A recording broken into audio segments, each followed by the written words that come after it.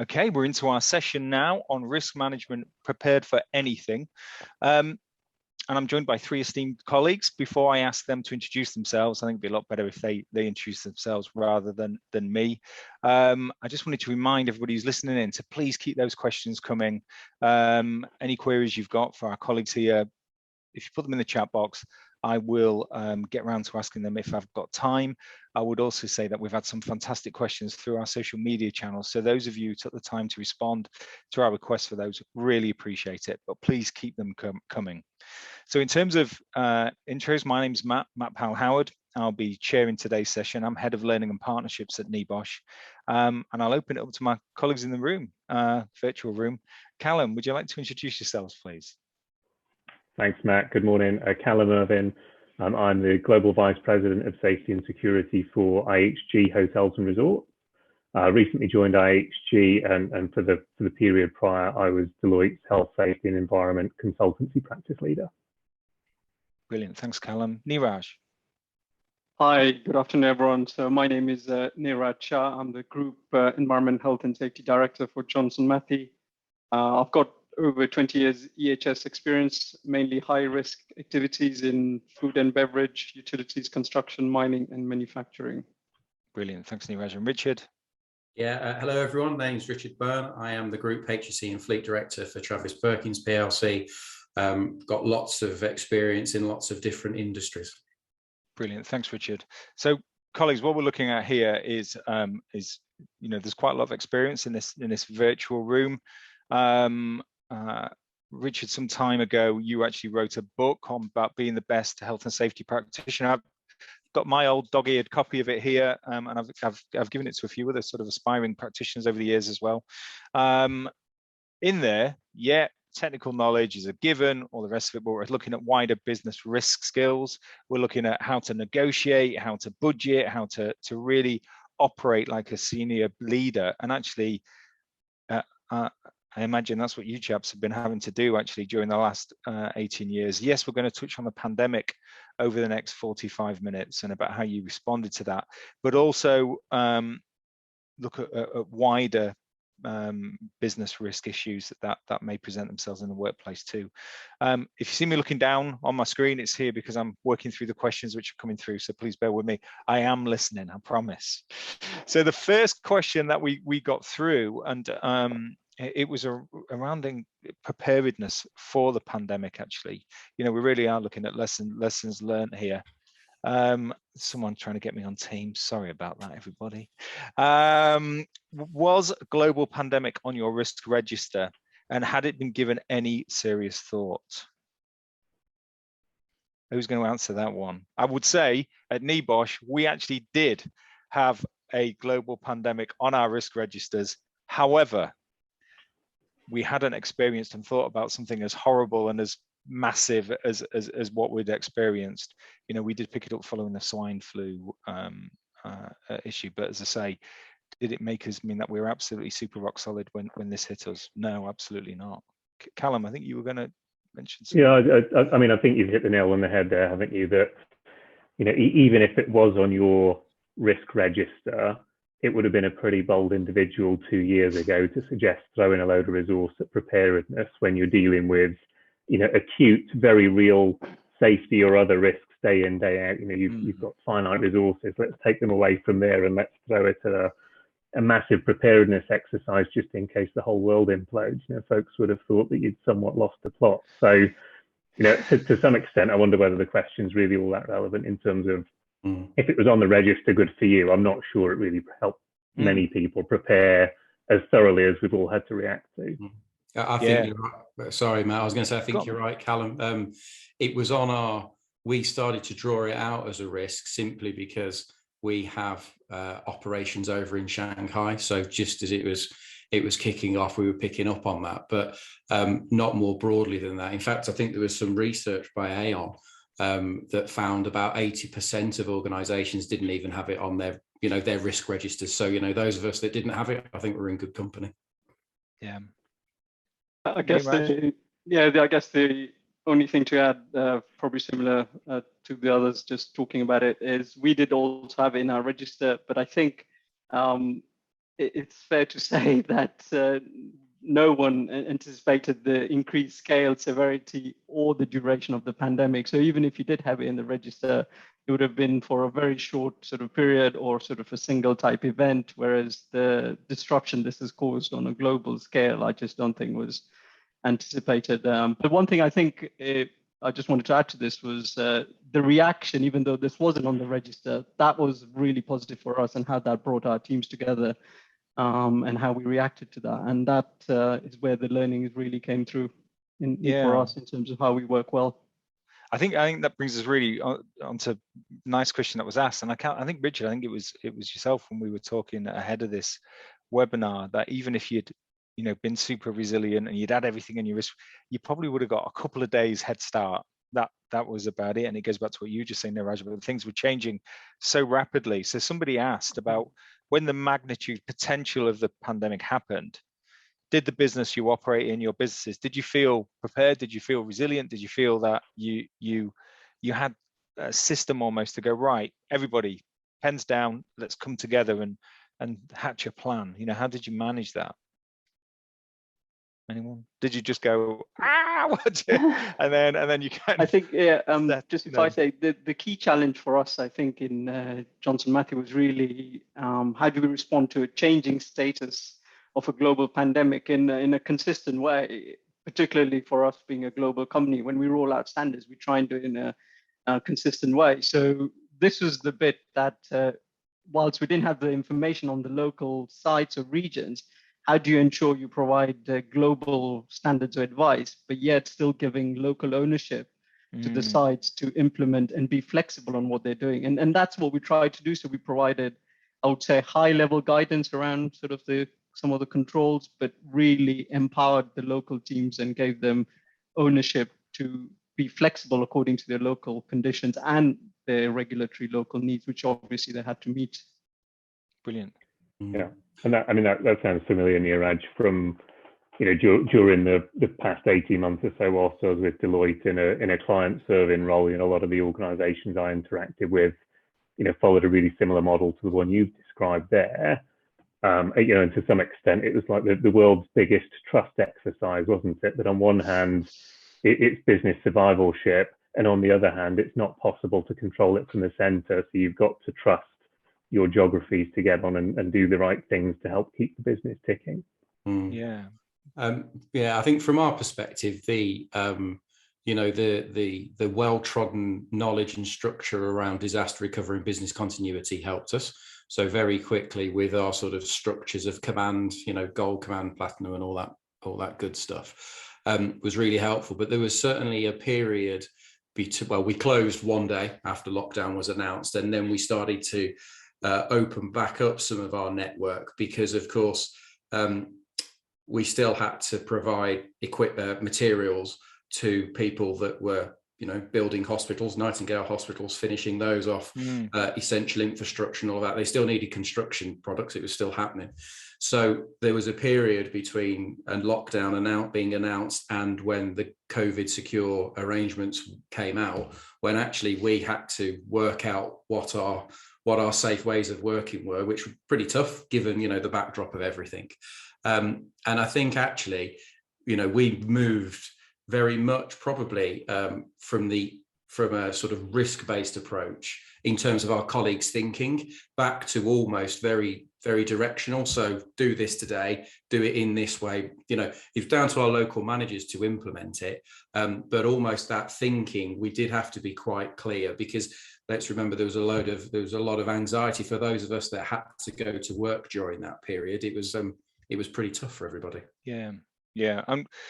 Well, using a word that Callum just mentioned, which maybe doesn't sit comfortably with many health and safety practitioners, trust. We have to trust that we've got competent people. We're surrounded by competent people. And you mentioned as well, Richard, a lot of your suppliers come internationally. It'd be similar for Neeraj, I'm sure. And obviously, Callum, you have this sort of global remit now, I think, with IHG. Is that right? So how actively had you considered the resilience of your supply chains as part of your risk register? I'm sure you wouldn't do anything as specific as pandemic, but had you considered their resilience? Clearly, there was the potential impact of Brexit, so that's been coming for quite some time. And we do import a lot of product, so that's certainly been tested and thought through our supply chain.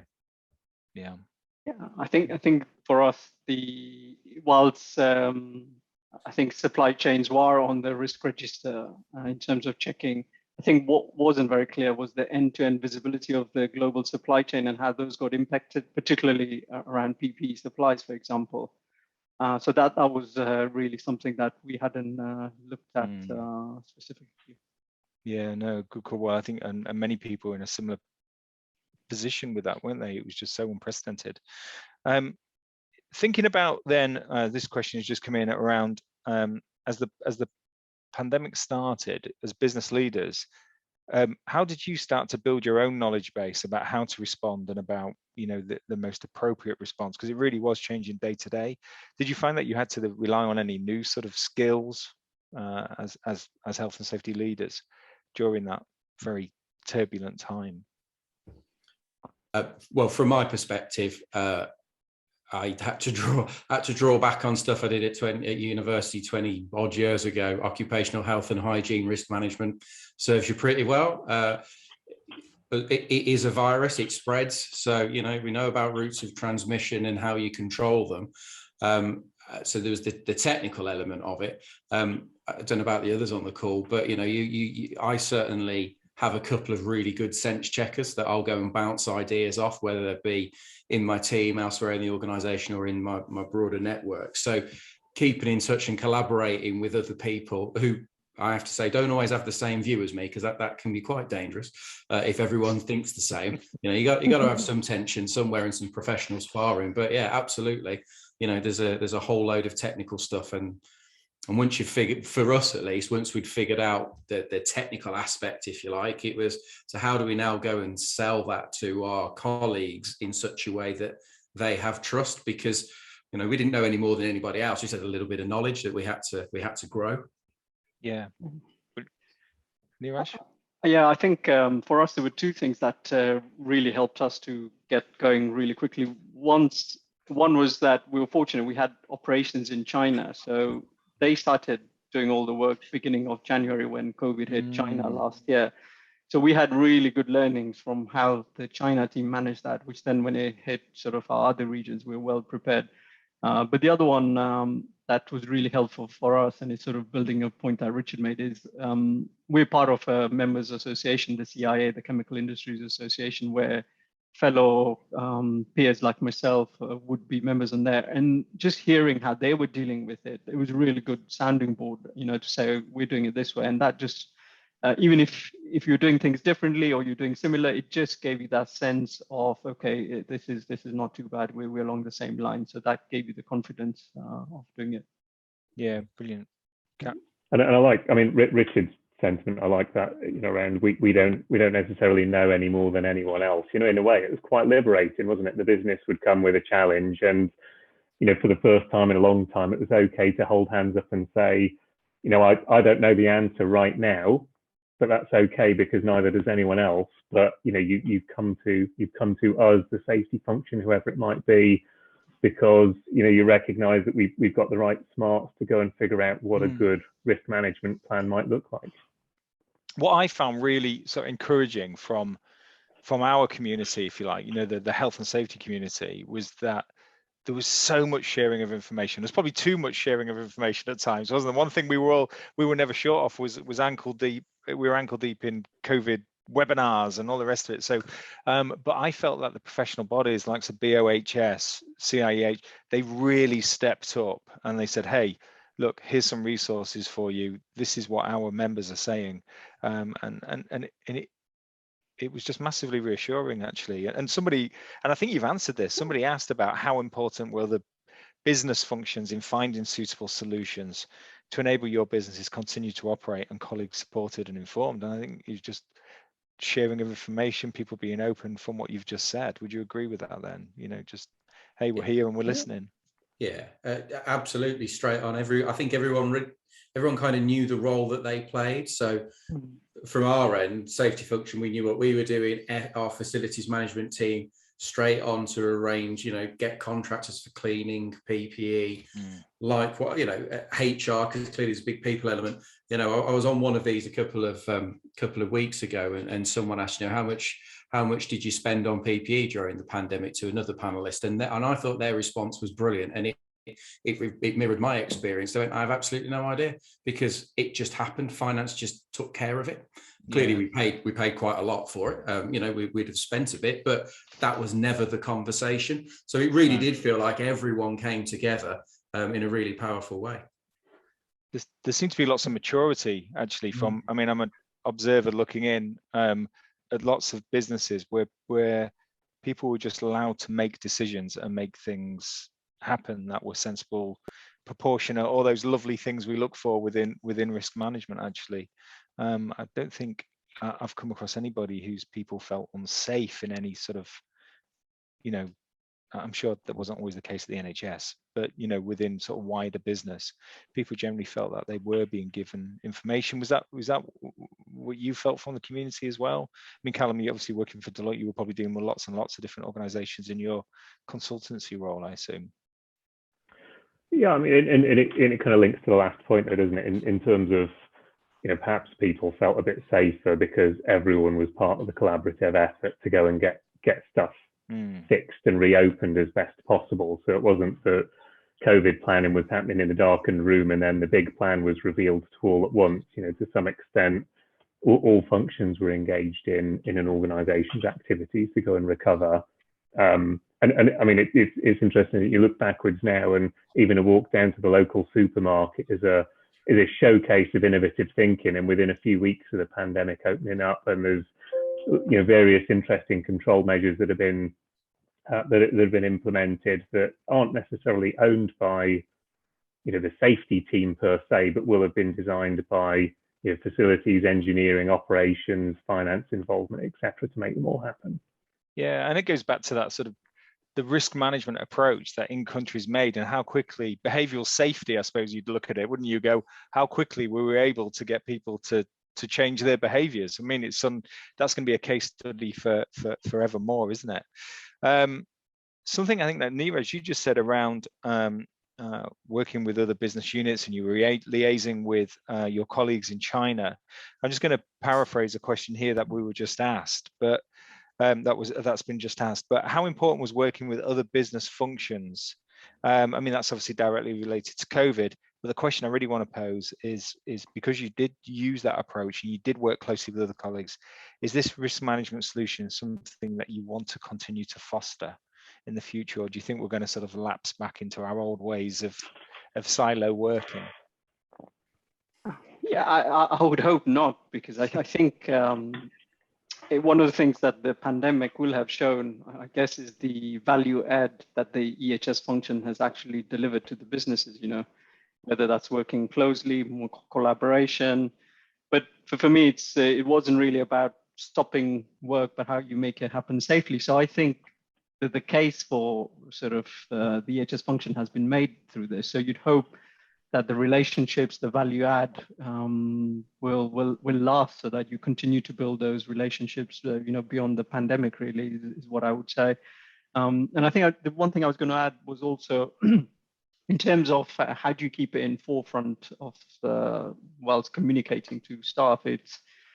We focused a lot on simple communication. So things like simple checklists if you're working from home.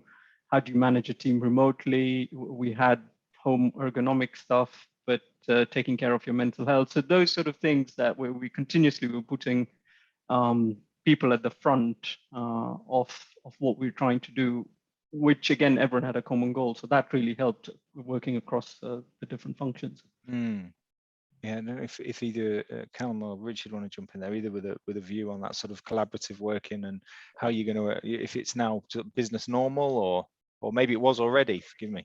Well, I think it's down to each of us and everyone on this call and to capitalize on it, because even in the most collaborative of organizations, I'm pretty sure there are a couple of barriers here and there. So I think it's incumbent on us to just keep going, really. You know, I think there are a few, dare I say, there's probably a few positives to come out of COVID that we have to try and, I'm an optimist, right? So I have to try and find some good somewhere. So I think, you know, collaborative working might be a good outcome. The fact that people really now understand risk assessment principles better than ever, I think is another positive. Yeah, definitely. Yeah, totally agree, Richard. Yeah, I mean that risk fluency point, right? Everyone understands that COVID isn't black and white, and our response to the pandemic isn't. And there are so many choices to be made in terms of how you manage risk. And as you say, it's how do we transition that risk fluency back into, you know, business as usual safety and risk management? Yeah.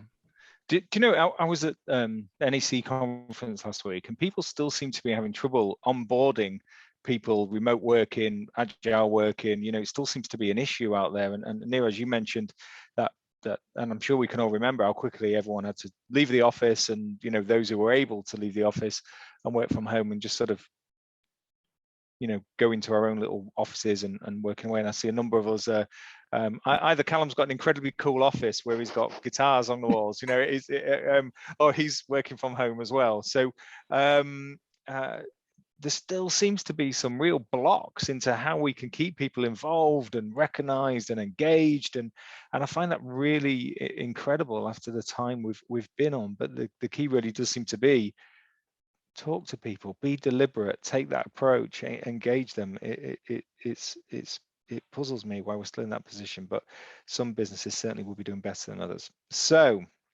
that leads me to this question around how important was visibility for the health and safety function during the pandemic in terms of business risk management? How important did you feel that you needed to be front center, talking to your organizations?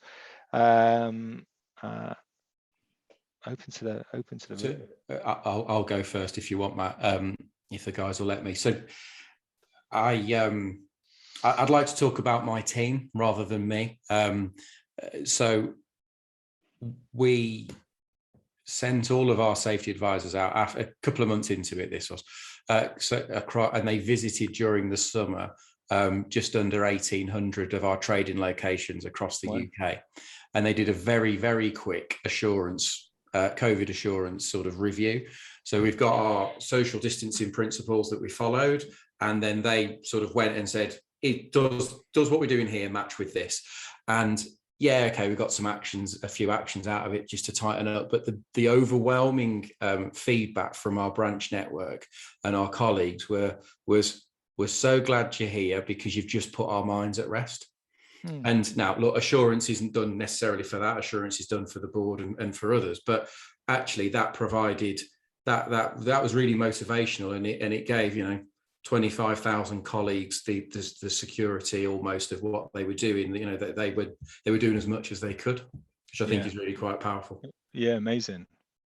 Neeraj, I think you were going to jump in there. You happy? No, I think I totally agree. I think the reassurance side, whether you physically presence on site or we did quite a lot of remote auditing of the COVID. It was interesting because we learned a lot of things we could do better through for health and safety auditing through the pandemic. So we sort of learned we didn't necessarily have to be there all the time, and some of the procedures review we could do remotely, which was quite interesting. But the presence side, particularly when some of the leaders were working from home, and whenever they visited the sites, their presence, I think, was quite reassuring. And we made a conscious effort for our leaders to actually talk about a risk for us, which was higher than COVID, which was the process safety risk.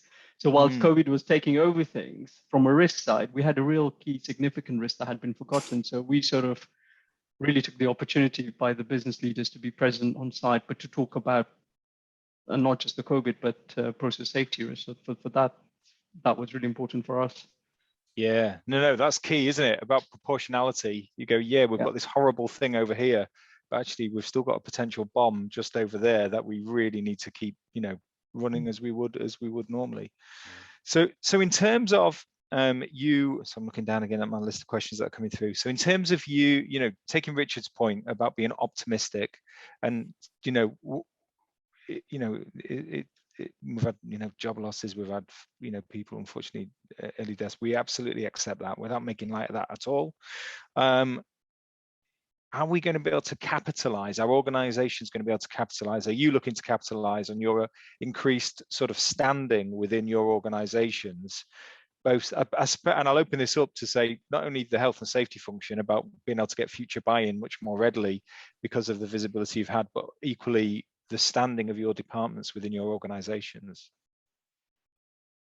2 questions there. That's terrible interviewing, isn't it? When you ask 2 questions at once.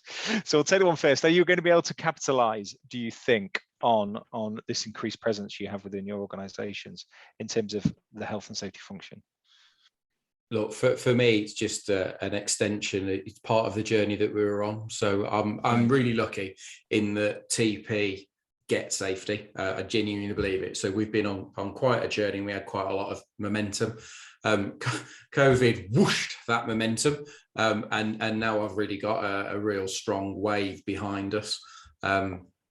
But I don't think I'm in any particular different situation to others, and how I capitalize on it's down to me in the business to capitalize on it. Isn't it? We've just got to we've got our plan, we know what we're doing, we've just got to keep doing it. Yeah, and Callum, it's probably a really crass question. I mean, your industry, let's face it, took a beating over the last 18 months, didn't it? You're coming from hotels, hospitality, that it must have been an incredibly tough time within that sector. Yeah, I mean, I don't doubt it, and but again, thinking about the optimistic angle of that, it's been great to hear some of the stories about how the hospitality industry's been there, where it's been really important. So quarantine bases or providing overnight stays for medical staff that needed to be transported around the country, etc. So yeah, absolutely a bit of an industry hit, but some really good news stories out the back of that. I think building off the back of Richard's point, is this really about the safety team, or is this about the business capitalizing on increased ability to manage risk well? I think that latter point really speaks to me, and actually I think it's a great moment for a lot of businesses to use this as an opportunity to think carefully about what is the role of the safety function versus what does the rest of the business do in contributing to running a safe operation overall. So, we've just gone through this period where, operators and employees up and down the business have never been more hands-on with safety related stuff. How do we keep their hands on that stuff and help us reframe what the safety team are here to do, which is surely around giving a bit of structure and building capability across the business rather than doing safety. Yeah, great answer. Brilliant. That leads us really nicely onto a question that's just been asked around it's really about the sustainability of our own profession, really, and about where our profession's going. So there's a question here around job titles like head of safety and risk are now much more commonplace. Why do you think this is? It's a shame when the health disappears off that. That's a personal axe I have to grind. But yeah, Neeraj. I think that is historically, I think EHS has been seen as a compliance type of a function, isn't it? So, but hopefully you can see now the value of effective EHS, particularly risk management, that piece that they bring in, especially seen during the pandemic, can help. But I also think that work risk should be looked at more holistic, and one of the ways you can is to see how that's going to impact the business.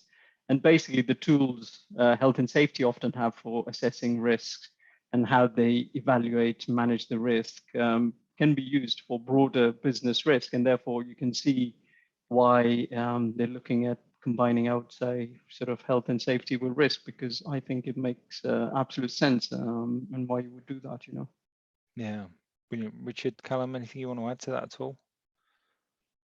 No, you're not looking forward to. We're all going to be reporting into risk directors. You're not concerned about that, or you think, Look, I think when you combine, safety, health, environment into other topics or domains. I mean, so security in my bucket at the minute, I think that's a good thing, right? Because it means that you can you can be more thoroughly plugged into the organization and make sure that things run smoothly for the people that matter most. And for me, it's the guy or girl with the name badge at reception. How do we make sure that that person can successfully execute their role safely and well? And theoretically, the more different domains you bolt together, the higher the profile gets of that organization that includes safety, and that's no bad thing. I think the bit that does make me a little bit queasy is, I think we all need to acknowledge everyone defines risk differently. And, if you're working in banking and talk about risk and safety going together, you'd be laughed out of the room, because risk means a very different thing to those guys than it does to the four of us, for example. And so, I think short story, great to bolt stuff together, but it's kind of proceed with caution to make sure that, we are doing what it says on the tin still. Yeah, I think the build for me on what Callum's just said there is it's organizational structure, and this is me after a few years of development, right? And I've learned not to be precious, but ultimately it's going to be precious. It's going to be precious. I'm not. Ultimately, this is about what's right for the person on the front line, because that's where it happens. So if there's a safety function I report somewhere, or something reports into me, that's what it is. If it isn't, and I think actually I can add some value to this process, then you kind of get stuck in and try to help influence it, don't you? Because ultimately the aim is how do you get it right for the person on the front end who's going to have to face whatever the issues. And the front end could be someone in a yard, it could be someone in finance. And that's so important, isn't it? When we talk about risk, remember we're talking about people, aren't we? And it's just, I think that's so important. A really good call.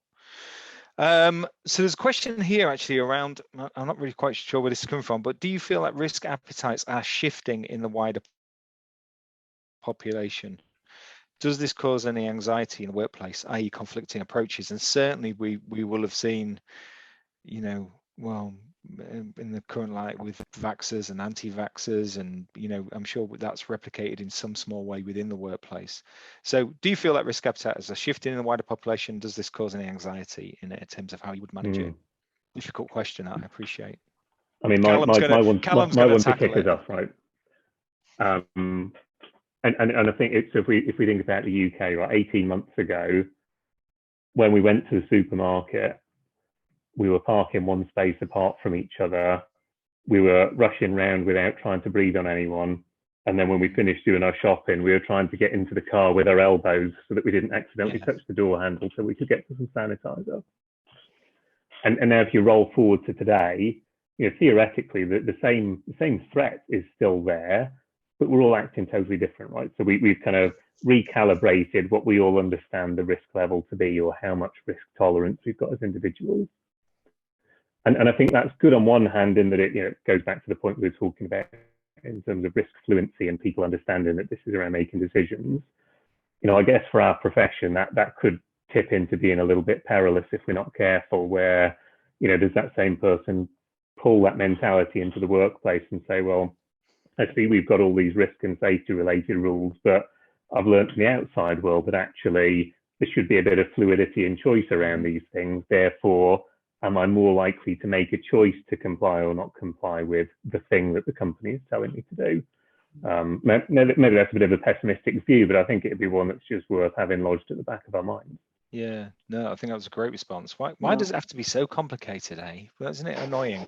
Neeraj, were you going to jump in there with a comment? No, I think I totally agree. I think we found that different rules outside in the community really impacted how we had people, particularly in our workplace. So how do you then communicate effectively to ensure people are following rules? And I think we keep on coming back to the same. If you genuinely set out the communications in the way that we care for the individual, we want you to be safe, your safety and well-being is paramount, and you sort of get that across to the individual and you sort of put things in place, then you'd hope that that's how they're going to follow the rules. But it does make it tricky where, if the society outside are doing totally different things, then, why do you have extra controls in workplace? But I think the key is to keep communicating the the reason why you're doing the controls and keeping it simple. Yeah, it's the why, isn't it? You know, we know that's so linked to motivation, don't we? So I'm mindful of time. So let's look at the challenges going forward then, if we may. We're going to have to unpick some of the protocols that we implemented to protect the workforce and members of the public. Do you foresee any issues with this? Again, I suppose it's about proportionality. I guess actually, Matt, you know, it answered it in the previous question. It's all about the why, isn't it? So, you know, we can do all the boffin stuff in the background, listening to advice from the government and identifying out of our assessments which are the things that we can ease when.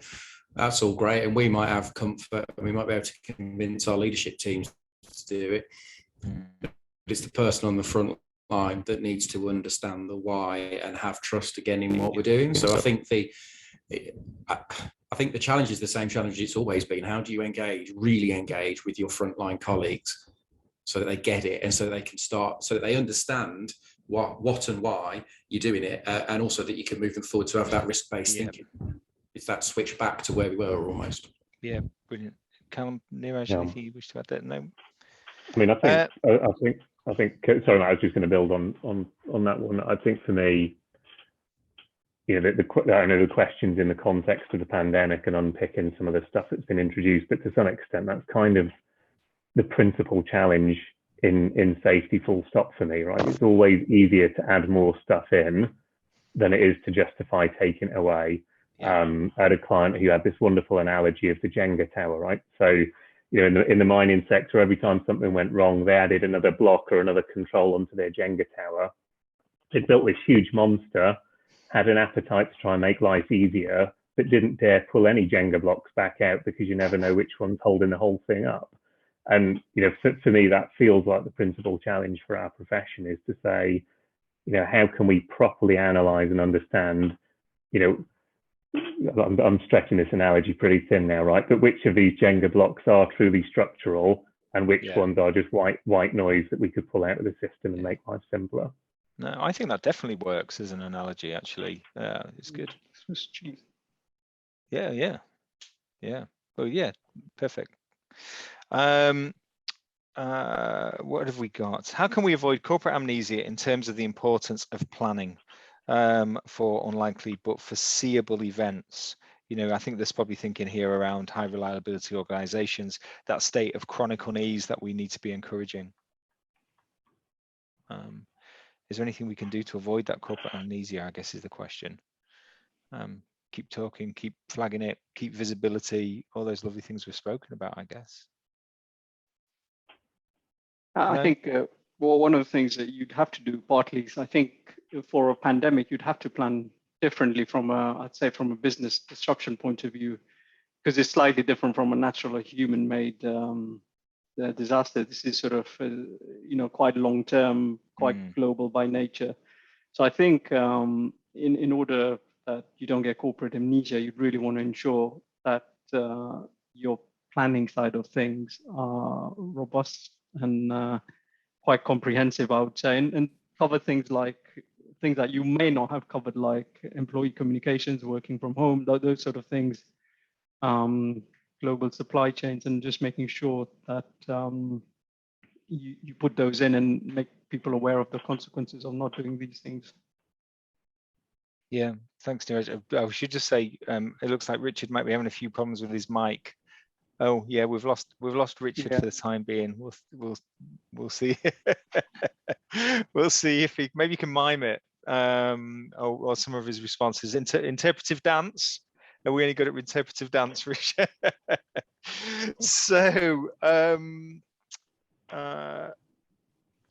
question for as senior practitioners, and we'll see if we can get Richard back in a moment. But what really helped your success and confidence in leading a response to the pandemic? And actually, you can extend that out to say what's really helped your success and confidence in being, you know, the health and safety and risk leaders you are now. Callum, do you want to take this one first? I know it's quite a big chunky question, really. I mean, I think it's I think it's embracing to some extent that feeling of always being just half an inch out of your depth, isn't it? You know, Right. that feels like one of the key things, you know, from having been a you know, humble young chap looking up the mountain and seeing these various NEBOSH stopping points on the way up and IOSH chartership and all the rest of it, and it feeling quite intimidated. You know, from there to here, you know, there are moments everywhere where you're going to feel just that little bit out of depth, but it's around building on what you've just done, and trying to back yourself to give something a go with a bit of a safety net around you, right? So you know, how can you take on new opportunity while still being responsible and making sure that you've got a smart set of eyes looking over your shoulder in case you need that extra bit of support. But if you don't back yourself to take that opportunity, then, you know, guess what? The escalator stops. So it's having that confidence, I think, just to be happy to keep inching your way forward and pushing yourself into new ground all the time. Yeah, great response. Neeraj? Yeah, you always seem very self-assured when we do these calls. You know, is it something that's been learned or something that comes naturally? Practice. Makes perfect. I think for me, I guess if you had to say what has helped the success, I think it's having a perspective on risk. And I think whilst, and I mentioned this before, whilst COVID was a risk for us, I think making sure that the business understand that we had more of a significant other risk and letting them not forget that was really important, because then you're actually making them specific to our business, you know. So whilst a lot more stuff was going on COVID, you actually brought to highlight to the business, but by the way, your process safety risk is heightened today because suddenly people are, you know, focused on what they're doing. So the likelihood of error can go up and you can have a process safety. And just putting that risk perspective, I think really helped, because then you could see the operations get the confidence that you're not just reacting to what's been thrown out from a pandemic point of view, but you're actually truly looking at risk. So that, I think, really helped to get the confidence that we're working on the right things. Yeah, so important to keep your eye on what your risk profile is, and that hasn't gone away, I suppose. Richard, should we see if we've got any? No, we can't hear you, I'm afraid. Do you want to? What about now? Can hear you now. Yeah, hey, go for it. Success. Excellent. Right.